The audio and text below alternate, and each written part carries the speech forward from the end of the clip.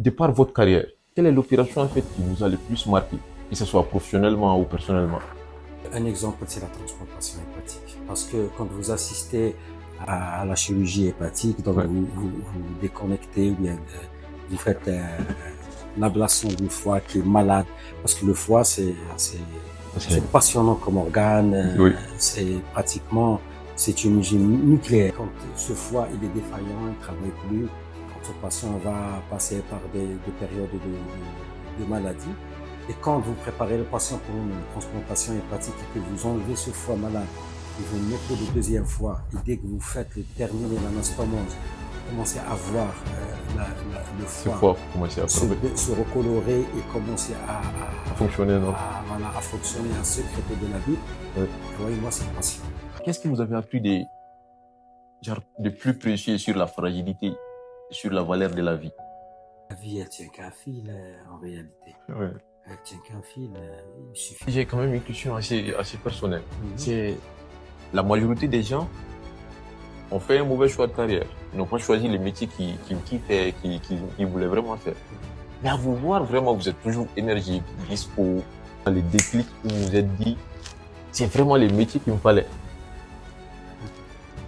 Peut-être c'est Bonsoir et bienvenue dans ce tout nouveau format sur Let's Go. Votre chaîne qui aborde les thèmes de la santé en ayant une approche beaucoup plus pragmatique, centrée sur la prévention, primaire surtout, celle qui consiste justement à éviter de tomber malade. C'est le premier numéro d'une série d'interviews exclusives avec des experts et des spécialistes des renom venant de divers horizons pour nous aborder les thèmes de la santé au travers de leurs expériences, de leurs connaissances et avec des conseils très pratiques. Aujourd'hui, je suis avec un chirurgien émérite, un professeur en chirurgie, un grand homme et également un grand ami, à la fois brillant par son savoir et admirable par son humilité. Bonsoir, cher professeur Babdel. bonsoir. J'espère que vous allez très bien. Très bien, merci. J'espère la même chose pour vous. Je vais très bien, Je vous Alhamdulillah. souhaite la bienvenue parmi nous au sein de Merci. notre centre. Merci beaucoup, ça fait plaisir. Merci. Alors, juste pour ouvrir la marche et donner un peu le contexte, qu'est-ce que la chirurgie et quelle est la différence entre un chirurgien et un médecin classique? Oui, enfin, c'est une question un petit peu difficile. La chirurgie, c'est une branche de la médecine, Ok, mais en même temps, c'est totalement différent parce que la chirurgie, c'est une philosophie plus ok, parce que c'est un métier plus technique, plus exactement. voilà, manuel. Donc, c'est pour ça que c'est différent un petit peu par rapport aux spécialités médicales et les Ok, médecins. Mais sinon, ça découle de la c'est la même même base d'idée. source, de la même base. Exactement. C'est fondé sur le même fondement. Ok, je vois. Avec votre expérience et les différents services que vous avez eu à parcourir, et quelles sont les opérations chirurgicales qui arrivent les mieux, qui sont les plus récurrentes?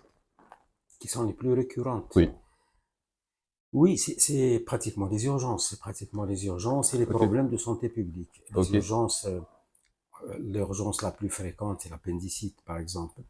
oui, Les problèmes de santé publique, ça change un petit peu d'un pays à l'autre, d'un continent à l'autre. Mais par exemple, chez nous, c'est plus la lithèse de la vésicule biliaire, ok, ou bien tout ce qui est hernie de la paroi, c'est la pathologie du sujet jeune, actif. oui, Donc, c'est les pathologies en quelque sorte les plus fréquentes. ok, je vois. Voilà. Juste une petite anecdote que je compte naturellement suivre d'une question, bien sûr. Quand j'étais un peu plus gosse, j'avais une hernie ombilicale. Je pense avoir fait quelques analyses avec vous quand j'ai été ici en Algérie. Mhm. Et au pays, quand j'étais parti à l'hôpital, Oui. ben, il y avait l'ornie qui avait commencé à gonfler. Mhm. J'avais tellement peur de l'opération parce que j'avais entendu énormément d'échos sur Mhm. les opérations chirurgicales. Oui. Juste au portail même de l'hôpital, Mhm. il y a mon nombril qui s'est dégonflé. Donc, du coup, j'aimerais bien savoir quels sont les différents processus, genre de la validation du patient jusqu'à la sortie du bloc opératoire. Oui, d'accord. En réalité, Genre de la sélection du dossier jusqu'à la sortie du bloc opératoire. oui.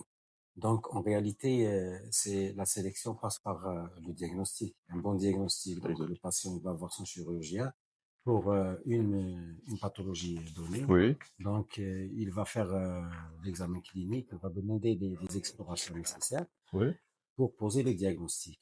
Après avoir posé le diagnostic, on va voir comment opérer ce patient, par ok, quelle modalité, par quelle technique, par quelle voie d'abord. Après, on va faire un bilan préopératoire, bilan pré-anesthésique. pour voir justement l'aptitude du patient à être opéré. Et puis, pour programmer le patient, donc, on fait l'admission au niveau d'un service de chirurgie, la veille ou bien la matinée, ça dépend du procédé, et puis on opère le patient. Ok. Dès qu'il est bien, on le met sur table pour une convalescence. Donc, en réalité, il y a trois questions qu'on doit se poser. Ouais. Qui est opéré, quand est opéré et comment opérer. Le Ah, comment, c'est le dernier. oui, les derniers, oui, Qui est justement. opéré, c'est-à-dire le diagnostic, Ouais, la personne, si elle est porteuse de facteurs de comorbidité, ou bien qui ouais, peuvent entraver l'anesthésie générale, ou ouais. bien l'anesthésie loco-régionale. La seconde chose, c'est quand opérer, c'est-à-dire l'heure de chirurgie. Il y a des patients à qui on propose de rester sous surveillance. Oui, Vous avez donné l'exemple de l'hernie hernie ombilicale. ombilicale chez Justement. l'enfant. La plupart des temps, c'est congénital. Congénital. Oui, justement, oui. Donc, l'évolution, elle peut se faire vers la fermeture spontanée de la hernie. Donc, là, il faut attendre un petit peu. Quand opérer, l'heure de la chirurgie, ou bien avant de passer aux complications, etc. Et puis, comment c'est la technique opératoire, par quelle voie d'abord, par quelle technique, pour enfin terminer avec la convalescence et la surveillance du patient. Ah, ok, je vois. Voilà. La hernie ombilicale chez l'enfant, elle est toujours conjointe. Oui, chez l'enfant, oui. Mais chez le sujet âgé bien adulte, elle peut être acquise. Elle peut être congénitale, mais passer inaperçue à l'occasion d'un effort ou bien d'un travail fatigant ou bien Oui, de manutention de grosses charges. Là, la hernie, elle va se mettre à grossir. oui, Ou bien elle est complètement acquise à cause de justement la qualité de vie ou bien du travail, ouais. l'activité de la personne. Ok, je comprends. Et de par votre carrière, parce que j'imagine que vous avez eu à faire pas mal d'opérations chirurgicales. Et quelle est l'opération, en fait, qui vous a le plus marqué, que ce soit professionnellement ou personnellement? Les interventions que j'ai faites moi-même, ou bien j'ai participé, ou bien j'ai assisté. Que ce soit vous, mais pas de confrères, c'est l'intervention qui vous a vraiment marqué, qui est vraiment difficile d'oublier. Juste un exemple. Un exemple, c'est la transplantation hépatique. Ah oui. Oui, parce que quand vous assistez à la chirurgie hépatique, donc Ouais. vous déconnectez ou bien vous faites l'ablation du foie qui est malade, parce que le foie, c'est passionnant comme organe, Oui, c'est pratiquement, c'est une usine nucléaire. oui, Elle est plus métabolique. sophistiquée que la plus sophistiquée des usines nucléaires sur Terre. Ouais. Donc, quand ce foie, il est défaillant, il travaille plus, donc ce patient va passer par des périodes de maladie. Et quand vous préparez le patient pour une transplantation hépatique et que vous enlevez ce foie malade, et vous mettez le deuxième foie, et dès que vous faites le terminer l'anastomose, vous commencez à voir le Ce foie foie commencer à travailler, se recolorer et commencer à fonctionner, non? voilà, à fonctionner, à sécréter de la bile. Ouais. Croyez-moi, c'est passionnant. C'est passionnant. C'est la vie C'est comme la renaissance. exactement. C'est la Et, renaissance. que ce soit dans les blocs ou bien en dehors du bloc, est-ce que vous avez été témoin d'un fait, que ce soit une erreur ou bien un imprévu, qui vous a vraiment appris une grande leçon dans la vie? Et oui, oui. Est-ce que vous pouvez nous donner un exemple? Heureusement, pas trop, mais il y a des faits que, moi, je me rappelle d'un fait qui est passé, enfin, j'étais de garde, on a opéré un patient, enfin, j'étais un résident, j'étais un jeune résident, donc en Oui, apprentissage. oui, justement. On a opéré une patiente pour un kyste du foie rompu dans les voies biliaires. Et Oui, puis, le chirurgien de garde, il a mis de l'oxygéné, parce que l'oxygéné, c'est connu comme un scolicide, on peut pas ok. utiliser. Il y a des scolicides, il y a d'autres scolicides, mais l'oxygéné, c'est le plus fréquent, Oui, l'oxygéné divolume. oui. Donc, il a mis de l'eau oxygénée à l'intérieur de la voie biliaire Waouh. principale, soi-disant pour stériliser le, les voies biliaires intrahépatiques, mais le foie, il s'est fragmenté parce que l'oxygéné, il a besoin, il s'expand, il Il fait des prend réactions, l'espace. donc il explose le foie. J'ai Waouh. assisté à l'explosion du foie et la patiente est restée sur table. Donc ça m'a marqué à vie et cet accident, il date peut-être de plus de 30 ans. Quand j'étais vraiment Ouais, à mes débuts ouais, de résident de chirurgie, j'ai assisté à un truc pareil ouais. et ça m'a marqué à vie. À vie. Ouais, je suis d'accord avec vous, c'est difficile d'oublier un événement pareil. Oui, oui. Quel a été le moment les plus difficiles à gérer dans votre carrière?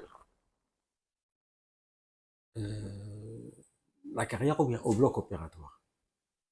La La carrière. carrière. Ma carrière. Oui. Ma carrière, c'est vrai que le début est très difficile Quand vous êtes un jeune résident et que vous voyez les chirurgiens chevronnés faire des interventions Ouais. difficiles, vous vous dites que j'arriverai jamais à faire ça. Ouais, ça met quand même la barre très haute. Très haut. Oui. Je me rappelle de ma première garde aux urgences chirurgicales. Ouais. Et le premier patient qui est arrivé, c'était un accident de la voie publique avec un traumatisme du foie, Ouais. une déchirure de la veine cave. Les chirurgiens se sont mis à opérer. Moi, je me suis recroquevillé au coin de la salle opératoire. Ouais. Je me suis fait insulter par le chirurgien parce que j'étais vraiment choqué. Wow. Et là, c'est vraiment très difficile. Vous vous dites, est-ce que j'arriverai un jour à faire ça? Est-ce que j'arriverai un jour à gérer ça? La seconde, c'est quand on vous donne votre diplôme. Le jour où j'ai eu mon diplôme de chirurgien, le président du jury, il nous a fait une allocution. Il a dit, Ouais. les enfants, vous avez votre permis de conduire. Ok. Mettez la plaque 80 et roulez doucement. Effectivement. Oui. Vous vous dites, est-ce que je peux faire face? Est-ce que je peux assumer en tant que chirurgien seul, sans compagnonnage, sans patron Ouais. au-dessus de ma tête? Et puis, peut-être la dernière, c'est quand je suis devenu chef de service. Ouais. Là, je me suis dit, est-ce que je peux gérer un service de chirurgie? Ouais. C'était très difficile à mes débuts. D'ailleurs, j'ai attrapé une maladie chronique à cause de ça, à cause du stress, Oui. croyez-moi. Oui, justement. J'étais jeune, j'étais Ouais. encore jeune. Ouais. Je me rappelle, j'avais peut-être 35 ans ou 36 ans. Et je me suis retrouvé comme ça, du jour au lendemain, responsable des services parce qu'il y a eu le départ d'anciens chefs de service. On m'a collé la responsabilité. Je me suis dit, est-ce que je peux gérer ce service avec les urgences chirurgicales Oui. et leur Les fréquence et leur fréquences et tout. gravité, et puis le Exactement. service de froid. Ouais. Mais grâce à l'aide du Dieu, alhamdoulilah, on dit Ouais. qu'on s'en sort bien. Exactement, J'espère. exactement. J'espère. Comme quoi, il faut vraiment croire à ses rêves. Parce que l'exemple que vous venez de donner, ou bien les 3 exemples que vous venez de donner, Oui, montrent à quel point tout est possible. oui, Du jeune résident que vous étiez au chirurgien émérite que vous êtes actuellement, c'est battre pour ses rêves, il faut croire à ses rêves, oui, aux possibilités de la vie. oui. Et du coup, pouvez-vous nous partager une petite histoire, ou une petite anecdote, où un détail minime a vraiment tout chamboulé, a vraiment tout changé? Oui, oui. Ben, il y a une intervention qui m'a marqué. J'étais en fin de spécialisation, en fin de résidanat. Ouais. Donc, on m'a mis comme résident senior responsable de la garde. Ok. Puis c'était une garde calme et les chirurgiens seniors et le chirurgien de garde est rentré chez lui. Et comme il y a eu un problème de téléphone, donc on n'a pas pu le voir, il y a eu, on nous a demandé de confectionner une jejunectomie d'alimentation pour une patiente qui a Ouais. avalé accidentellement de l'acide de batterie. Ok. Donc, L'acide de batterie. de l'acide de batterie. Waouh. Ils disent que c'est accidentel, mais je peux pas être certain. Donc, C'est une tentative de suicide ou voilà. Et quand ils ont commencé parce qu'on donne ça la plupart du temps aux résidents 3e année, 4e année qui commencent. Et quand ils ont commencé ils ont ouvert un petit peu l'abdomen, une petite laparotomie, ils ont commencé à confectionner la jejunectomie. Ils se sont rendus compte que l'estomac était noir, le pancréas était noir. Wow. Oui. Ils m'ont appelé au bloc opératoire. J'ai demandé à ce qu'on appelle le chirurgien de garde, parce que c'est une chirurgie très lourde. Il faut faire une œsogastrectomie, un stripping au niveau de l'œsophage, l'estomac et les premiers centimètres de duodénum. On peut monter quelque chose, un bout colique ou bien intestinal à la place de ce conduit digestif, ou bien on peut laisser pour une autre fois. Mais quand on m'a appelé, je me suis retrouvé seul. J'ai commencé l'intervention à 5 heures d'après-midi. J'ai terminé à 6 heures du matin le lendemain. Justement, j'avais une question sur ce point. Attendez. Mais après tout ça, la patiente était sauvée. Oui. Je me suis fait insulter par le chef de service des urgences Mais sérieux? oui, parce que il fallait pas que je fasse ça, il fallait que je laisse. Il fallait que je referme, je laisse pour le lendemain matin parce que je suis pas assez expérimenté pour faire un geste pareil. Grâce à l'aide de Dieu, j'ai pu réaliser cette intervention, sauver cette patiente. Mais après tout ça, je me suis fait insulter. Et heureusement que mon chef de service était à la hauteur et il m'a savonné devant les gens, mais il m'a félicité. Après, oui, justement, en coulisses. En coulisses, exactement. J'imagine bien que les métiers des chirurgiens, ça doit pas être facile au quotidien. Et comment vous gérez la pression quand il y a une vie qui est littéralement entre vos mains? Dans les urgences extrêmes, en tout Oui, cas. oui, oui. Parce que j'imagine que la pression, elle doit pas vraiment être facile à gérer. Oui, il faut gérer son stress, justement. Ouais, C'est vrai que c'est un métier stressant, mais il faut gérer son stress, il faut apprendre. ouais, Ça rentre un petit peu dans l'apprentissage. C'est pour ça que je t'ai dit au début, c'est une philosophie. ah Donc, oui, oui, il faut apprendre à gérer son stress. ouais, Il y a plusieurs méthodes. Vraiment, il y a le oui, sport, il faut faire du sport. Un chirurgien qui fait pas du sport, c'est un chirurgien qui va attraper toutes les pathologies du monde. ouais, Il faut avoir un petit peu son petit rituel qui ouais, lui permet de se concentrer, se focaliser sur ce patient et de se dire, c'est mon patient, c'est le seul patient, c'est ouais, le patient que je dois sauver et je ouais. dois mener à bon port. Donc Ouais. voilà, c'est un petit peu ça. Justement, vous avez parlé des rituels. Est-ce que vous avez une petite rituel ou bien une petite routine avant chaque opération? Oui, oui, oui. Pour les Laquelle? grosses interventions, je fais mes 100 pas et je les compte. Sympa. 100 pas, je les Wow. compte.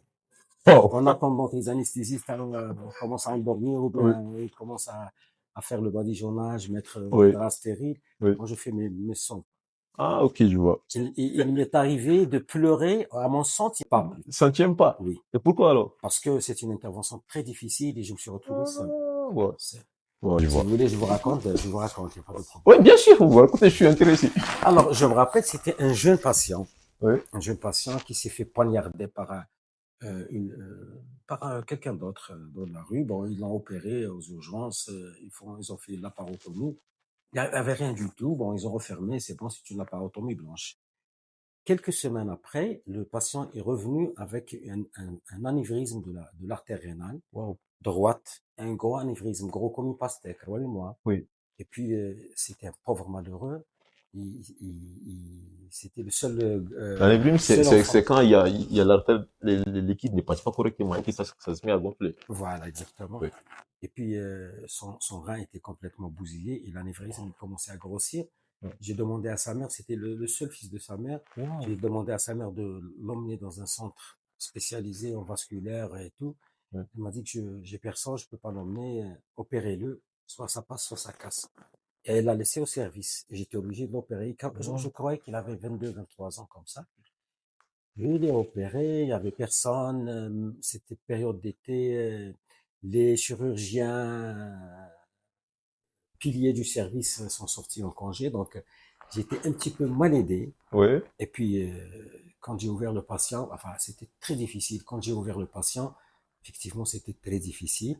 Mais croyez-moi, quand vous luxez cet anévrisme et que vous trouvez que l'orifice, il dépasse même pas le 1 centimètre Wow. de l'anévrisme, mais le sang a giclé jusqu'au plafond, croyez-moi, ça vous Wow. fait pleurer. Ah, Voilà. vraiment, Donc, c'est un petit rituel pour se concentrer, pour se mettre dans le ouais. bain. Pour se mettre dans les moods Voilà, exactement. dans les cas où, on ne souhaite pas, bien sûr, dans les cas où ça se passe mal au niveau du bloc opératoire, Mm. comment vous interagissez avec les parents du patient? Comment vous les annoncez la nouvelle dans ces moments tragiques particulièrement? Heureusement que c'est pas fréquent. Ah, heureusement. Croyez-moi, heureusement, c'est pas, alors là, c'est C'est pas bien fréquent alors. du tout parce que Mais bravo quand vous alors. sélectionnez vos patients comme ça, Ouais, avant l'anesthésie, avant la chirurgie, ouais. ça nous évite un petit peu d'arriver à ces Ah, situations. c'est toujours. Mais quand ça arrive, il faut dire la vérité. Il faut parler aux parents, il faut les aborder, il faut les réunir autour d'une table et puis dire la vérité. Il faut Ouais, surtout dire la vérité. Il faut pas mentir. ouais. Il faut pas dire que c'est pas moi, c'est l'anesthésiste ou bien c'est pas moi, c'est le manque de moyens. Il faut dire que voilà ce qui s'est passé, voilà ce qui Faut pouvait assumer. arriver. Voilà, il faut assumer. Ouais. Et quand vous dites la vérité, ça se passe très bien. Ok, alhamdoulilah alors. Voilà. Au niveau du bloc, comment est constituée l'équipe des chirurgiens? Parce que je vois, vous parlez des chirurgiens, d'anesthésistes, des animateurs. Oui, il y a le côté, bon, c'est vrai que c'est une équipe en quelque sorte. Oui, Moi, justement. je veux pas faire de séparation anesthésiste et Ah chirurgien. oui, Nous sommes une seule équipe pour, justement, pour éviter ces conflits. j'aime bien cette façon de voir la chose. Voilà, Ouais. exactement. Et chacun fait son travail, mais il y a les anesthésistes avec les médecins anesthésistes et les auxiliaires médicaux d'anesthésie. Ouais, Et puis il y a l'équipe chirurgicale où ouais, il y a le chirurgien. Et si c'est un centre universitaire, il y a les résidents qui sont en apprentissage, qui sont là pour aider. Ou bien dans un autre centre de santé publique, par exemple, ou bien dans un secteur privé, vous trouvez des infirmières, des IBOD, des infirmières du bloc opératoire qui rentrent avec vous pour vous aider justement pour vous tenir les instruments, bien les organes. Ouais. Et puis, il y a la ponceuse du bloc opératoire qui est là pour servir le matériel, les dispositifs médicaux Ah oui. nécessaires, Ouais. et puis surtout pour faire les comptes à la fin.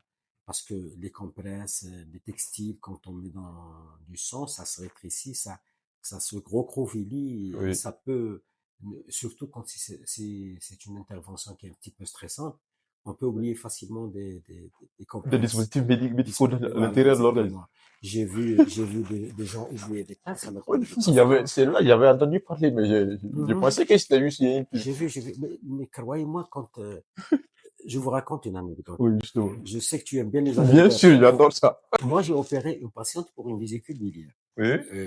Une échographie suffit pour poser le diagnostic d'une vésicule biliaire. Ouais. Je l'ai faite sous célioscopie, ça s'est bien passé et tout. Alors, quelques mois après, bien quelques mois, je pense vers 6 mois après, Oui. elle a eu des douleurs abdominales. Elle est partie dans une clinique privée. Ils ont fait un ASP, une radiographie sans préparation de l'abdomen. Ils ont vu qu'il y avait une pince au niveau du pelvis. Oui. Une pince. Eh bien, ils ont opéré la patiente, ils ont extrait cette pince, ils ont dit que c'est le chirurgien qui vous a opéré pour la vésicule. Ils m'ont ouvert la patiente, j'ai dit que j'ai opéré la patiente sous célioscopie, donc il y Oui. avait 4 petits trocars. Oui. On met rien à l'intérieur, ce qu'on met à l'intérieur, c'est les pinces, c'est la caméra, et après, il s'est avéré, après l'interrogatoire, il s'est avéré que c'est une patiente qui s'est fait opérer une année avant Bien d'une avant vous. hémorragie de la délivrance. Ils ont fait une hystérectomie d'hémostase. Wow. Donc, au moment de prendre les Oui. annexes, ils Ouais. ont mis une pince, une duval, c'est une pince qui est pour pincer. Ils l'ont oublié. Et croyez-moi, ça arrive. C'est pour ça Ah. qu'il faut compter l'instrumentiste et la ponceuse. Ah, ok. L'instrumentiste, elle doit compter ses instruments. Et Oui. la ponceuse, elle doit compter ses Avant et textiles après l'opération. avant et après l'intervention. Ah, ok, je vois. Et si elle vous donne pas le feu vert, parce qu'actuellement, il y a des papiers qu'on met au bloc opératoire Ouais. pour justement cette traçabilité. Et quand il y a une compresse ou bien un textile qui manque, une pince, on met ça sur ce papier Ouais. pour avoir à l'esprit, éventuellement, demander une radio, suivre ce patient après la chirurgie. Ah, ok, je vois. Comment vivez-vous après, comme vous l'avez dit, il n'y a pas trop de situations tragiques qui peuvent conduire au décès des patients. Mhm. Après même si c'est nombreux, comment vivez-vous les moments après une opération chirurgicale est reçue, une intervention est reçue? Parce que j'imagine que ça doit être assez gratifiant. De donner de l'espoir, de sourire à une Oui, personne. oui, oui, croyez-moi, c'est un sentiment que je peux pas décrire. C'est-à-dire, permettez-moi de chercher un petit peu le mot, Oui, bien c'est sûr. la meilleure des reconnaissances, c'est quand vous vous regardez dans une glace Oui, et vous vous sentez utile pour l'autre. pour autrui, voilà, Oui. pour ces patients. Et quand vous réussissez quelque chose, croyez-moi, c'est un sentiment que je peux pas décrire. Exactement, c'est difficile de Oui, c'est décrire, justement. difficile, c'est difficile. Je suis d'accord. On va venir un peu aux faits étonnants et aux mythes oui, qui entourent globalement le domaine de la chirurgie. Le mythe. Oui, les mythes. S'il y en a, bien sûr. J'imagine qu'il y en a. Est-ce qu'il y a vraiment un mythe que vous aimeriez, si vous avez l'occasion, que vous aimeriez déconstruire? Un mythe qu'a le grand public vis-à-vis de la chirurgie. Par exemple, comme l'anecdote que je viens de vous dire par rapport à moi. Hmm. Je pensais que la chirurgie, c'était un truc qui conduisait beaucoup plus à des situations tragiques. D'où la raison pour laquelle j'avais énormément peur de me faire Mhm. opérer pour mon hernie Une hernie ombilicale. ombilicale. Justement. Grand mythe, enfin, vis-à-vis de la population Oui, oui, générale, bien sûr. le plus gros mythe, c'est que la chirurgie est un couloir de la mort Ouais, qu'on passe. Et il voudrait bien que ça disparaisse des esprits des gens, ouais, parce qu'actuellement, la chirurgie des temps modernes, n'est ouais. plus comme avant. Les gens pensent que sous la table opératoire, il y a l'ange de la mort. Euh, C'est pas vrai, c'est pas vrai. Maintenant, la chirurgie, elle est bien codifiée, elle est bien entourée par tout ce qui est moyens humains, matériels. Ouais, Et puis, même les gestes opératoires, ils sont bien codifiés. ouais. Rien n'est laissé à l'improvisation. Ok, Quand vous avez ça, vous faites ça. Sinon, vous faites ça. C'est des organigrammes, en quelque sorte, que nous finissons par développer dans nos têtes. ouais. Et puis, dans la plupart des temps, il n'y a pas de souci, il n'y a pas de problème. Ok. Ça reste, entre guillemets, quelques exceptions. Ouais. Mais c'est pour ça qu'un chirurgien, ou bien qu'une équipe chirurgicale soit concentrée. Oui. J'aime pas, croyez-moi, j'aime pas quand je vois des salles opératoires où il y a beaucoup de vacarme, beaucoup de gens qui sont là à ne rien faire ou bien à se raconter des histoires de leur vie. J'aime pas ça. Ouais. Je vois souvent Justement, ça ça. déconcentre un peu. Exactement. Ouais. Je vois ça souvent dans les blocs opératoires et je demande souvent de respecter un petit peu ce patient qui est endormi. Parce qu'il s'agit bien de sa vie. Voilà, Et exactement, et de se concentrer sur lui. sur le patient, oui. Voilà, exactement. Et vous avez parlé justement de l'opération chirurgicale que vous avez effectuée des 6 heures du soir jusqu'à 5 heures, ouais, de 5 heures du soir jusqu'à 6 heures 6 heures du matin, oui. 6 heures du matin. 13 heures. Est-ce que c'était vraiment l'opération la plus longue que vous avez effectuée? Pour moi, oui, c'était la Eh plus ben, longue. justement, c'est 13 heures de temps. Oui, Waouh. mais il y a des gens qui font plus. Oui, mais là, 13 heures de temps, Oui, moi, je vous avoue que c'est pas tout le temps. C'est pas tout oui, le temps. oui, C'est vrai, il y a des interventions qui peuvent durer fréquemment, qui peuvent durer 8 heures, 9 heures du temps. waouh. Ça existe, d'autant plus que nous sommes un centre d'oncologie chirurgicale. Oui. Donc, il y a des interventions qui prennent beaucoup de temps. Mais dans la plupart du temps, c'est des 3 heures, 4 heures. Hein. Pour nous, 3 heures, 4 heures, c'est rien du tout. Ouais. C'est un jeu d'enfant. J'imagine. Ah, là, exactement. Ouais. Heureusement que c'est pas tout le temps des 10 heures et Ouais, plus. parce que Voilà. c'est assez difficile de rester concentré sans. Concentré, Ouais. voilà. Et quelle est l'opération chirurgicale là? Je sais pas si c'est au niveau du CAC ici ou au CHU pendant que vous étiez là, Mhm. qui est la plus courte que vous avez eu à effectuer. La plus courte. Ouais. La plus courte. Oui, oui, je me rappelle d'une intervention. Alors, c'était une patiente Ouais. vraiment obèse, elle avait un BMI au-delà de 45, Ouais. et elle a avalé une épingle qui a transfixé Waouh. l'estomac et qui est allée se loger sur le pancréas. Elle est partie voir des chirurgiens ailleurs, dont un professeur émérite, enfin, qui est parti en retraite. Ouais. Il a dit que c'était impossible, il fallait pas opérer. Et puis, mais la patiente se plaignait de douleurs, elle Ouais. commençait même à avoir des petits saignements digestifs. Et on m'a proposé de l'opérer. Et je me suis dit, je vais essayer, je vais voir si j'arrive à avoir. Dans le temps, j'avais pas encore la célioscopie. Ouais. Alors, j'ai juste commencé, j'ai ouvert, j'ai mis ma main sur le bloc duodéno-pancréatique, je me suis fait piquer par cette épingle. Ouais. Et je retirais l'épingle tout de suite et je refermais. C'était Waouh. très court. Waouh. Juste pour palper, pour voir ce bloc Oui. duodéno-pancréatique, je me suis fait piquer par cette aiguille. Donc elle était là, elle demandait à être enlevée et ça m'a écourté. Après, je me rappelle, cette même patiente est partie voir ce prof. Ouais. Il lui a demandé de me transmettre un message. Il dit soit il est inconscient, soit Oui. il est très compétent. Ouais. J'ai répondu que j'étais inconscient, effectivement. Là, comme Après, vous avez. seul, loin et tout, j'étais jeune encore. Je me suis permis cette Je vois folie. tout à fait. C'était la plus courte.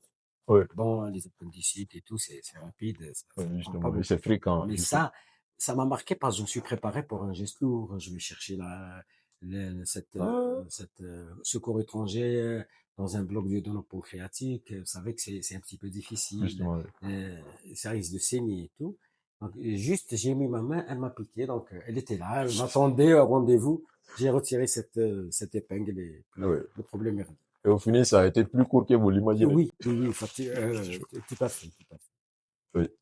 Quel chiffre ou statistique vraiment important les grands publics devraient-ils prendre connaissance? Qui peut changer, en fait, les idées reçues au niveau du grand public. S'il y a des chiffres officiels ou bien des statistiques. C'est difficile un peu de donner des chiffres Ouais. comme ça dans le tas, Oui. mais pour vous dire que, je sais pas, peut-être, on va dire 95% ou plus des interventions sont safe maintenant. Ah, C'est-à-dire ça sont sécurisé. sécurisées Oui. quand les moyens sont réunis. Oui. Je parle quand les moyens sont réunis, les moyens humains et matériels, bien sûr. Oui. Après, on a les 5% où c'est laissé aux imprévus, au risque de complications, au risque d'anesthésie. Il y a des fois des patients qui peuvent cacher des pathologies Oui, pour se faire justement. opérer. Oui. Ils prennent des médicaments, ils ne le disent pas. Ils ont des Ils sont pas pathologies. transparents avec les médecins lors de la Voilà. consultation. Ils sont, en quelque sorte, ils sont avertis par le grand public, justement, Oui, oui, avant. oui, justement. Attention, ne dites pas que vous avez l'asthme, sinon ils vont Ah, oui, oui, oui. la refuser. Oui. Ne dites pas que vous avez telle pathologie, sinon ils vont vous refuser au bloc opératoire. Donc, quand il y a ces trucs, ou bien, ça peut arriver, hein, des moments d'inattention, des moments de déconcentration de l'équipe, on peut perdre facilement un patient. Ouais. Voilà. Et Oh. sinon, dans l'ensemble, voire même plus de 95%, ça se passe sans problème. Après, ce qui se passe après la chirurgie, tout ce qui est complications, Ouais, c'est imprévisible. ouais, Vous opérez un patient qui a une péritonite, vous faites une résection, une anastomose et tout, et ça tient le plus normalement des mondes. ouais. Mais vous opérez un patient très bien préparé, avec un très bon état nutritionnel, vous faites une anastomose et ça lâche. Donc il y a des facteurs, c'est pour ça il y a des études jusqu'à maintenant, des facteurs prédictifs de complications post-opératoires. Ouais. Les gens essaient un petit peu d'établir des scores Oui. qui peuvent prévoir en quelque sorte ou bien dire que ce patient ou bien ce groupe de patients risque de développer telle complication après la chirurgie. Oui, justement, ça reste des vivants. Je pense que c'est la raison pour laquelle on dit que la médecine, c'est pas une science exacte. Exactement. Donc, du coup, quand les étudiants, ils viennent pour les stages, ou bien ils passent pendant leur internat au niveau du service de chirurgie. Oui. Et qu'est-ce qui les étonne le plus? Et ce qui les étonne de plus, c'est ce métier technique, Ouais, ce fait d'opérer, d'ouvrir et de refermer, puis d'endormir un patient, puis il se réveille le plus normalement du monde, il rentre chez lui. Tout à l'heure, quand vous m'attendiez, il y avait un chirurgien qui est venu me voir. oui. Vous l'avez croisé. Peut-être, sûrement, mais Il était là. C'était, je me rappelle, il a fait chirurgie. Comment qu'il a fait chirurgie? C'est un très bon chirurgien aussi. oui, Il me l'a dit, il me l'a dit. D'ailleurs, ils étaient trois. oui, Trois, ils faisaient des gardes aux urgences comme ça, volontaires pour apprendre. Ils étaient en troisième année médecine. Je les ai croisés un soir, comme ça, assis sur des escaliers à 1 heure du matin. oui. C'est ce qu'il m'a dit. Il m'a dit, vous nous avez dit, qu'est-ce que vous faites ici? Ils ont répondu qu'ils sont là pour apprendre, mais actuellement, il n'y a rien en box de chirurgie. J'ai dit que j'avais une appendicite. Entrez avec moi, vous allez voir comment on fait une Ouais, appendicite.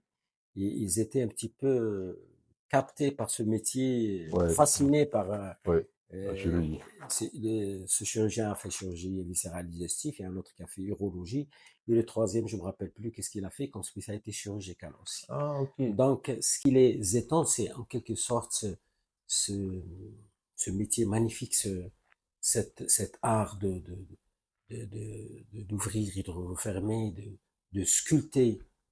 Parce que je dis à mes étudiants souvent, surtout en célioscopie, euh, je dis en anglais en quelque sorte, Ouais, we are carving. yeah. On est en train de sculpter. Ah, On oui. sculptait un organisme ou bien un corps qui a été merveilleusement monté, mais que la pathologie a un petit peu changé par des phénomènes inflammatoires, infectieux, pathologiques, et on doit resculpter C'est cet beau sur le organisme, corps, c'est beau de ce quoi. beau organisme, Ouais, et lui donner et le rapprocher le plus de ce qu'a été au début. ouais. Ouais, c'est fascinant. Merci. Ouais. Merci, Omar. Vu toute l'avancée de la chirurgie, le développement de la technologie, surtout dans le domaine médical, Mm. et les patients, est-ce que ça permet en fait de réduire l'ampleur en fait des cicatrices après les opérations chirurgicales, genre avant et après? C'est-à-dire les Ça- technologies modernes Oui. pour Est-ce diminuer. qu'ils ont vraiment une incidence en fait sur l'ampleur des cicatrices après les opérations chirurgicales? Oui, oui, tout à fait. Maintenant, on assiste à cette merveilleuse voie d'abord qui est la laparoscopie et la robotique. Oui, C'est à travers quelques orifices de la peau où vous pouvez faire tout ce que vous voulez à l'intérieur. oui, Et dernièrement, ça remonte à quelques mois, bien pratiquement 1 année, on a fait la première transplantation hépatique, prélèvement et transplantation robot assisté, intégralement, quoi. intégralement par robot. Wow. Voilà. Et il y a des interventions aussi lourdes qu'elles soient qui peuvent être faites par la laparoscopie, donc à travers des orifices. Parce que la laparoscopie, au début, elle avait ce souci cosmétique, esthétique, pour justement sauvegarder la paroi abdominale ou bien pour... et on assiste à des c'est vrai qu'il y a des dérapages. Il y a des dérapages Ouais, comme toujours, ouais. quand vous voyez que on fait participer un organe pour traiter un autre organe qui n'est pas malade, c'est un petit peu, c'est pour ça qu'il y a des comités d'éthique qui un petit peu freinent ces Ah, dérapages, oui, mais surtout dans la paroscopie. Il y a aussi la technique de suture. Avant, on suturait, comment on suturait un soulier oui. avec du gros fil. Oui, Voilà. Maintenant, c'est plus fin c'est maintenant. plus fin. Il y a maintenant même des cols qu'on applique sur la paroi Ah oui. pour justement avoir une cicatrice la plus Oui, justement, axe- je pense que j'avais vu une vidéo où on parlait de col chirurgical. Oui. Non, il y a l'école biologique qu'on Oui, utilise à l'intérieur de l'être humain pour les oui, anastomoses et tout, oui, mais il y a des cols pour la paroi justement qui font leur entrée un petit peu sur le marché oui. pour éviter ces cicatrices disgracieuses en quelque sorte. Ah, ok, je Il vois. y a même des techniques de suture, apparition du surjet, des sutures inversées, pour avoir une plaie la moins disgracieuse possible. Oui, Et puis, il y a cette colle qui fait son entrée, justement, qui commence à un petit peu à prendre de l'ampleur. On a besoin de temps pour voir réellement qu'est-ce que ça va donner dans l'avenir. oui, Mais le plus important, c'est la laparoscopie. La laparoscopie, la mini-invasive, d'ailleurs, on l'appelle, c'est comme ça, mini-invasive. oui. C'est vrai qu'elle diminue tout ce qui est complications métaboliques, thromboemboliques, plusieurs pathologies, mais surtout ce côté cosmétique un petit peu, ou le biais esthétique de la chose, ça permet d'éviter ces grosses incisions délabrantes. Oui, justement. Voilà. Ouais, je pense que vous m'avez un peu devancé. J'avais une question par rapport à ça, concernant l'innovation technologique Oui, la oui. plus récente selon vous. Mais avec les technologies dont vous venez de parler, c'est assez futuriste comme développement. Ok. Il y a le robot. Oui, justement, les robots, oui. Le Ça. robot, vous savez, Omar, le robot, la première intervention transatlantique par robot, elle s'est passée en septembre 2001. Elle était passée inaperçue à cause des événements du 11 septembre. Ah oui. Un chirurgien Oui. depuis Strasbourg, il opère un patient à New York. Wow. Un robot assisté d'un continent à l'autre. Ouais. C'est vrai que le robot, il a un petit peu évolué, il a beaucoup évolué les derniers temps, et maintenant le robot il commence à faire son entrée, notamment en chirurgie viscérale et digestive, urologie, gynécologie, et ça donne d'excellents résultats. Ok, on va essayer d'aborder un peu les côtés prévention et tout. Quels sont les comportements vraiment qui sont les plus à même d'amener les patients au niveau du bloc opératoire? Les plus fréquents. Le plus fréquent. Même si les patients ne sont pas toujours transparents avec les médecins lors du Oui, diagnostic. oui. Alors, il y a tout ce qui est accident, il y a tout ce qui est urgence. Oui, urgence, oui. Voilà. Les accidents de la route, surtout, ça fait des dégâts terribles. Oh. Croyez-moi, ça tue chaque jour. Hein, mais j'ai pas les statistiques en tête, mais c'est un jour, on s'est dit que il y a, je pense, jusqu'à 4000 décès par an. 4000 décès par an, victimes d'accidents de la voie publique. Donc, vous voyez un petit peu l'ampleur de la chose, c'est-à-dire cette conduite qui n'est pas raisonnée, probablement les sports violents. Bon, on va dire les sports Ouais, violents. ouais, Je suis pas contre les sports violents, mais ouais, il faut que ça soit bien encadré. ouais. Je pense que c'est la pathologie, c'est les événements les plus récurrents, les plus fréquents qui peuvent amener un patient à entrer au bloc. Après, il y a des pathologies de tous les jours qu'on peut pas prévenir, en quelque sorte. C'est tout ce qui est urgence digestive, urgence urologique, urgence. Après, il y a la prévention. Vous avez parlé de la prévention qu'on Oui, peut oui, justement. détailler après. Ouais, Là, ça permet d'éviter beaucoup de choses. C'est vrai, surtout la pathologie cancéreuse. ouais, La prévention, ça peut diminuer beaucoup, mais ça peut diminuer à travers un dépistage, un traitement précoce, un traitement qui n'est pas coûteux, qui n'est pas délabrant, qui n'est pas très ouais, difficile, ouais. et ça permet d'éviter d'arriver à des situations un petit peu Très difficiles. difficile, oui. Voilà. Pour un patient qui doit forcément passer au niveau du bloc opératoire, Oui. comment ce dernier peut-il vraiment se comporter de façon plus adaptée pour vous faciliter justement la tâche à toute l'équipe de chirurgie? Pour le patient, Oui, pour les patients, oui. oui, pour un patient, il doit d'abord commencer par être honnête avec ses médecins. Oui. Oui, il faut dire ce Les qu'il choses. a, voilà, Ouais, il faut ouais, déclarer tout ce qu'il a comme pathologie. ouais, Et les médecins ne sont pas là pour le sanctionner, ils sont là pour l'aider. Et ouais, pour l'aider du mieux qu'ils peuvent, c'est-à-dire ouais, pour apporter le plus pour lui sauver la vie. ouais. Mais aussi, il doit observer une certaine hygiène de vie avant et après la chirurgie. Avant la chirurgie, c'est quand on lui demande d'arrêter le tabac, il faut qu'il arrête le tabac. Ouais. Quand on lui demande de faire un peu de rééducation respiratoire ou bien d'exercice physique, il faut qu'il le fasse. Quand on lui demande un petit peu d'éviter les prises de poids importantes, les obésités comme ça, morbides et tout, il faut qu'il les fasse. Et ça permet un petit peu de faciliter ou bien d'éviter beaucoup de choses et de faciliter la tâche. Ah, comment est l'environnement proche, genre les parents du patient, ils peuvent justement l'accompagner après une opération chirurgicale pour éviter les récidives, et les Oui, rechutes, les complications les sont. complications surtout, exactement.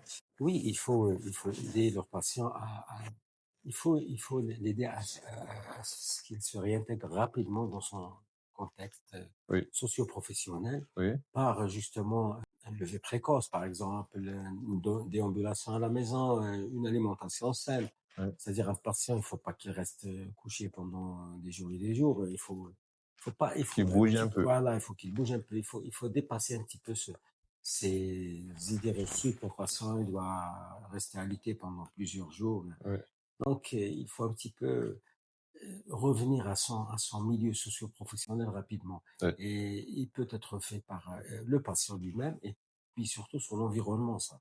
La famille, les amis et tout.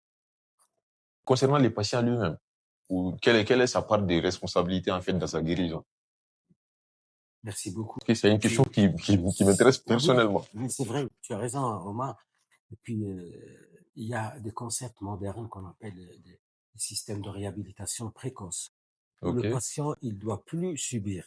Il doit devenir un Acteur, acteur, oui, justement. acteur de sa prise en charge médicale. Oui, Donc, il doit participer. Il n'est pas là au centre, alité, et tout le monde le regarde d'en haut. Il doit être à la verticale, oui, à côté de tout le monde pour justement mener à bon port sa prise en charge chirurgicale ou médicale oui, ou autre. Donc, le patient, il a une grande responsabilité oui. avant, euh, Pendant, pendant et après. oui. Oui. J'imagine bien que ces métiers, en fait, des chirurgies est très gratifiant de par tout ce qui peut en découler. Tous les espoirs, les sourires. Et quelle est votre plus grande fierté jusqu'à aujourd'hui? Plus grande fierté en tant que chirurgien, en tant qu'homme. Mais beaucoup plus en tant après l'exercice de ces métiers de chirurgie. Peut-être, bon, c'est vrai que quand on voit un patient souffrant, Oui, il retrouve le sourire, je dis que c'est un sentiment qu'on peut pas décrire. oui, justement, oui. Mais un petit peu arrivé à mon âge, à mon grade, en quelque sorte, Oui. quand vous voyez vos élèves, vos Wow. jeunes élèves, Wow. qui font qui réussissent des miracles ou bien des interventions, ça, c'est très gratifiant parce que c'est comme nos enfants, c'est quand ils progressent, quand ils Oui. prennent comme ça le dessus, ils sont bien cotés Justement, dans la communauté, la corporation, c'est gratifiant. surtout des jeunes que vous avez vus au début, que vous avez accompagnés, Oui, formés, oui. et qui arrivent vraiment à faire des prouesses. Et il vous arrive, d'ailleurs, je plaisante toujours, Oui. pour les jeunes qui progressent très bien, comme ça ils commencent, je leur dis, vous commencez à me faire de l'ombre. Attention. Au contraire, ça me fait Oui, plaisir. justement, justement. C'est juste pour Oui, plaisanter, plaisanter, oui. mais ça me fait plaisir qu'un de mes élèves ou bien de mes résidents, bien des jeunes chirurgiens qui sont avec moi commencent à progresser rapidement et je les vois réussir des prouesses comme ça, c'est très gratifiant. Oui. Vous avez dit, il n'y a pas longtemps, comme, genre, justement, le fait d'ouvrir l'organisme, de sculpter, de contempler la beauté de l'organisme. Qu'est-ce que vous avez appris genre, de plus précieux sur la fragilité, sur la valeur de la vie, et après tant d'opérations chirurgicales? Bon, j'ai appris que la vie, elle tient qu'à un fil en réalité. Ouais. Elle tient qu'à un fil. Il suffit que vous ratez une artère, que vous ratez, que vous faites Ouais. un point dans un organe ou bien dans C'est un endroit vaisseau inapproprié. et vous perdez votre patient. Wow. Et ça vous apprend à rester humble devant cet Création. organisme, cette créature, cette belle créature qui est l'organisme humain. Je pense que c'est très fort comme leçon. Donc, n'hésitez pas de kiffer votre vie, de profiter pleinement du présent. Comme vous l'avez dit tantôt, les métiers des chirurgiens, c'est un métier assez mécanique. Quel est juste Assez technique, on va oui, dire, assez oui, technique. assez technique, je m'excuse du Voilà. Et quelle est vraiment la part des émotions humaines? Et oui, les émotions humaines peuvent intervenir en quelque sorte. Ouais. Vous savez, il y avait un enseignant qui est décédé, ça fait longtemps. Ah, mes condoléances. Oui, non, ça fait longtemps qu'il est décédé. Ah, ok. C'est un grand monsieur, c'est Ouais. professeur Ben Smaïl, il nous a beaucoup appris. Ok. Il nous a appris qu'il faut se rapprocher du patient, mais pas se coller au patient. Qu'il faut garder un petit peu cette aptitude de rester objectif. Quand vous perdez cette aptitude, vous allez perdre un petit peu, ou bien faire perdre au patient sa chance de Ouais. survie. C'est pour ça qu'on peut pas opérer ses parents. C'est pour Ouais. ça qu'on peut pas opérer ses proches. Parce qu'on Ah, devient, on peut pas être objectif. Dans ah, il y a- l'exercice oui. objectif, on va se dire, attends, je vais rajouter un point. Attends, je vais faire ça. Oui, Attends, oui, je vais justement. enlever cet organe, peut-être il va faire une complication. Donc, il faut un petit peu rester objectif. Ouais. Et là, ça fait un petit peu la différence pour un chirurgien. Ah, Le moment d'une reprise chirurgicale, par exemple, il faut pas, quand il le faut, il le faut. S'il faut opérer, il faut opérer.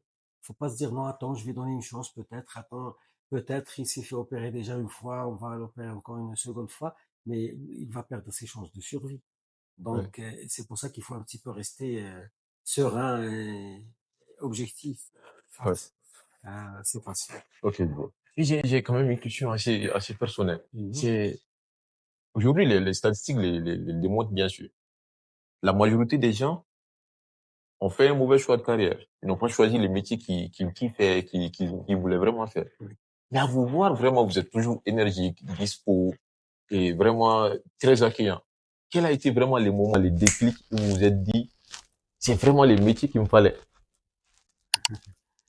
Peut-être c'est une prédisposition, je sais pas. Mais réellement, moi, au début, j'allais même pas faire médecine, donc Sérieux? j'allais faire informatique. Waouh. J'étais étudiant en informatique au lycée, depuis le lycée. Ok. Après, j'ai changé de branche, j'ai fait sciences naturelles. Et quand j'ai eu mon bac, je me suis dit peut-être, attends, peut-être je vais revenir sur l'informatique. Ouais. Mais il a un petit moment de réflexion comme ça. Et puis la destinée, nous sommes destinés Ouais. pour ce qu'on est créé pour. Donc, je me suis inscrit au concours d'accès aux sciences médicales. Et là, quand j'ai fait médecine, depuis les premières années, je me suis intéressé à la chirurgie. Les cours d'anatomie étaient passionnants. Dans le temps, on faisait de l'anatomie sur l'humain, mais pas sur des maquettes. Ah, ok. Donc, quand vous touchez comme ça des organes, des os, un squelette humain et tout, ça vous donne cette envie Oui, justement. voilà, de travailler un petit peu sur cet organe. Oui. Et puis, peut-être c'était le déclic pour choisir un petit peu le chemin de la chirurgie. Ah, en tout cas, c'est pas vraiment de la flatterie, mais ça vous réussit très bien. Ah, merci, merci. Je vous en prie. Merci beaucoup. Avec l'avènement des outils de technologie, surtout avec l'avènement de l'IA, l'intelligence artificielle, Oui. quelles sont vraiment les perspectives pour la chirurgie? Écoute Omar, bon, moi je suis pas du genre à refuser cette technologie moderne parce Oui. que faut toujours essayer de tirer Le meilleur. le meilleur de n'importe quelle avancée technologique. Exactement, oui. Cette intelligence artificielle a la capacité de nous économiser des années, des années, des années, voire plus de travail et de synthèse. Donc, ça nous permet peut-être d'avancer rapidement sur Oui. des algorithmes de prise en charge, sur des synthèses ou bien des comparaisons. Maintenant, on peut faire confiance à l'intelligence artificielle pour faire des dépistages de cancers du sein. Oui. Tellement qu'on met dans ce database d'images, Oui. il a la capacité, il a vu énorme multitude de mammographies, bien d'IRM. Donc maintenant, des petits signes de rien du tout permettent un petit peu d'orienter vers une Ouais. pathologie ou bien un changement de... Justement, c'est comme il a été entraîné sur des milliers, voire des millions de données. Voilà, exactement. Du coup, C'est pour ça, ça permet un petit peu de gagner du temps, ouais, de participer un petit peu à cette prévention dont on parlait tout à l'heure. ouais. Et ça permet un petit peu de faire avancer cette prise en charge des patients et Ok.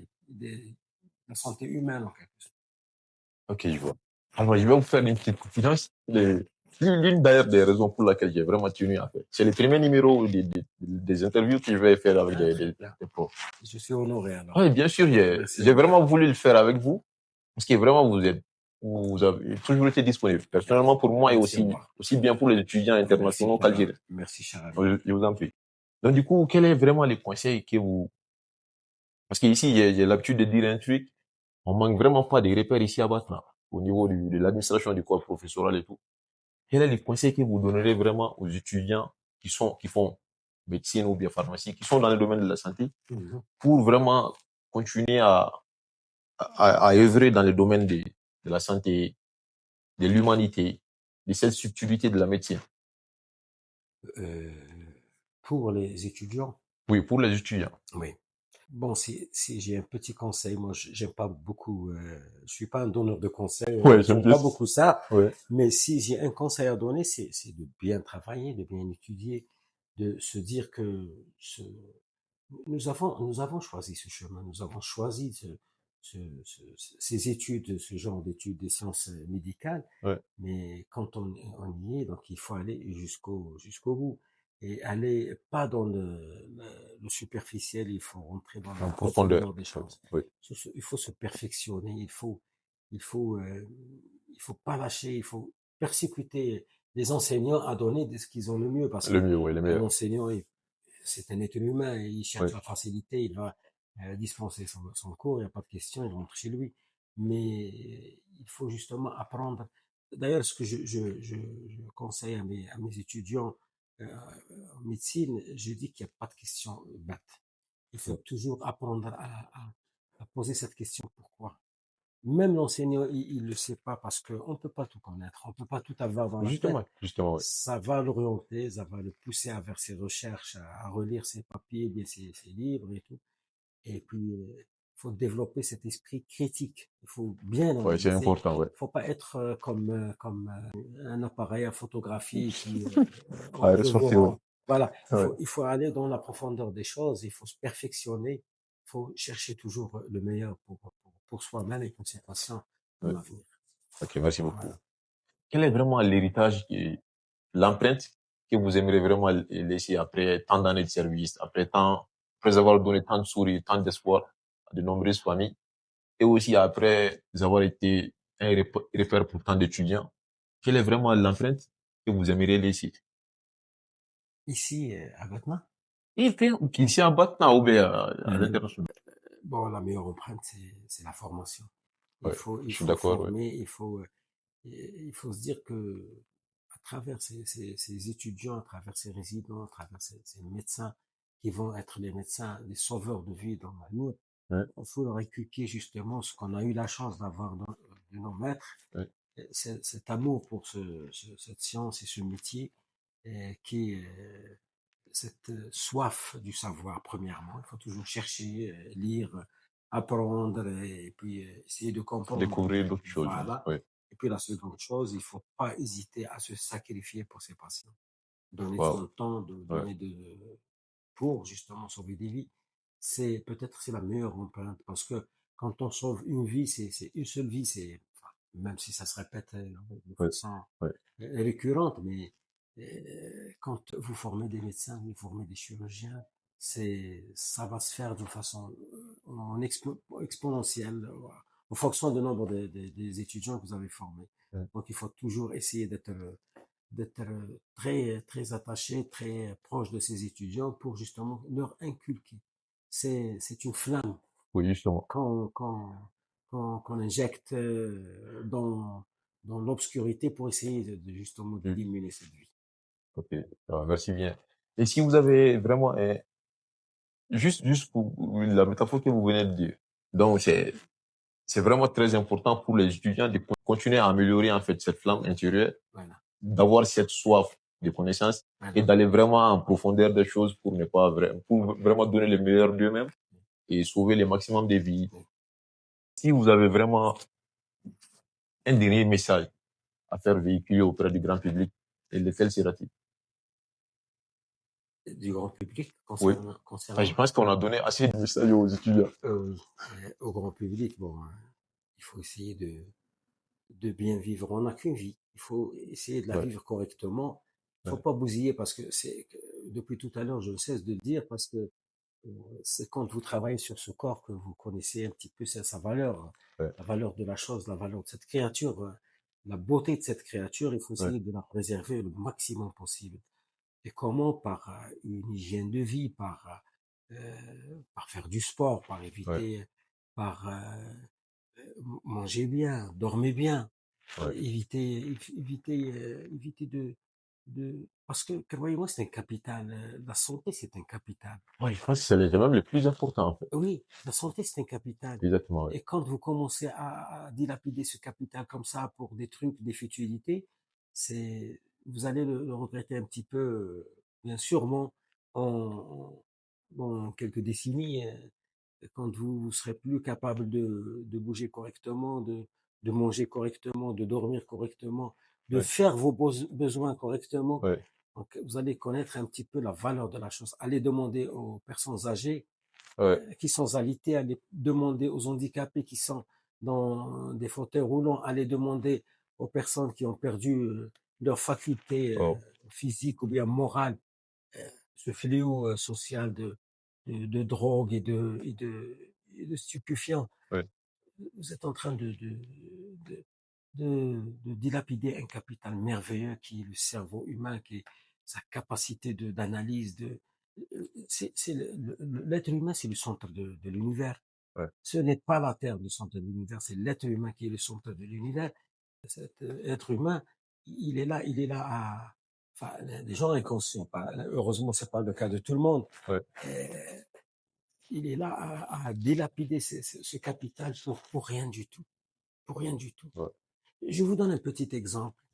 Ces smartphones que ces jeunes passent la plupart de leur nuitée à scroller dans l'obscurité, sont en train de perdre leur vue.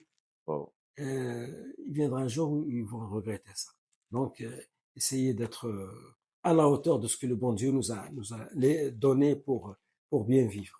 Ouais, je pense que c'est très fort comme quoi. C'est justement l'effet de demander aux personnes qui ont vraiment un peu perdu cette aptitude, cette capacité vraiment de l'organisme à fonctionner correctement. Ça permet vraiment de mettre les choses en perspective et d'avoir une vision plus correcte, plus adaptée pour pouvoir vivre correctement. Et, tout à fait. Tout à fait. Alors, merci beaucoup, cher professeur Baldel. C'est moi. C'était vraiment très intéressant comme interview. Et j'espère qu'on aura appris énormément de choses. On a pris énormément de plaisir à la faire, cette interview. N'hésitez pas de vous abonner, de liker et d'activer la cloche de notification. Let's go. Okay, let's go.